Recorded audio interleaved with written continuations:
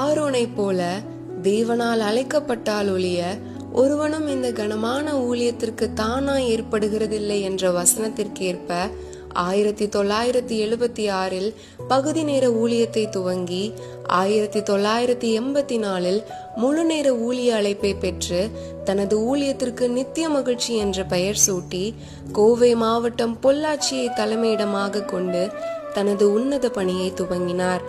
சொல்லப்பட்டிராத இடங்கள் உண்டு, என்னை அங்கு கொண்டு செல்ல இங்கு ஆட்கள் உண்டு.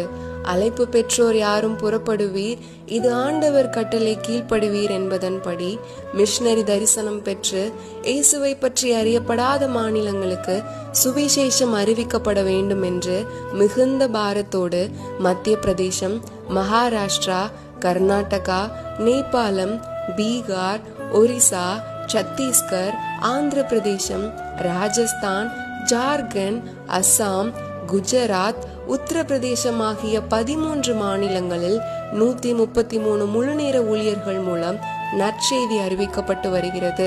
இந்த வருடம் பிப்ரவரி 21 மற்றும் 22 தேதிகளில் நாக்பூரில் புதிய ஆலயமும் திறக்கப்பட்டுள்ளன.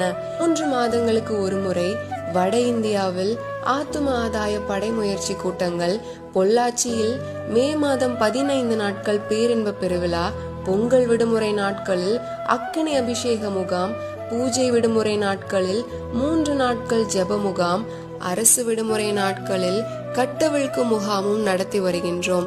இந்த ஊழியத்தின் மூலம் இயேசுவை ஏற்றுக்கொண்டோர் பல ஆயிரக்கணக்கானோர். ஆரோனும் ஊரும் மோசேயின் கைகளை தாங்கி பிடித்து சத்ருவின் மேல் ஜெயம் கொண்டது போல இதுவரை பலர் உங்கள் ஆதரவை அளித்துள்ளீர்கள். தொடர்ந்து கர்த்தரின் ஊழியத்தை ஒன்றிணைந்து செய்வோம்.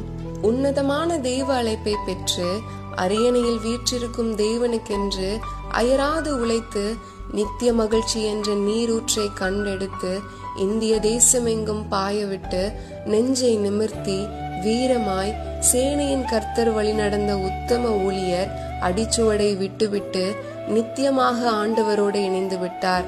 நாமும் அவரது அடிச்சுவடுகளை பின்பற்றி கிறிஸ்துவுக்காக எழுந்து ஜொலித்து தேவராஜ்யத்தை இணைந்து கட்டுவோம்.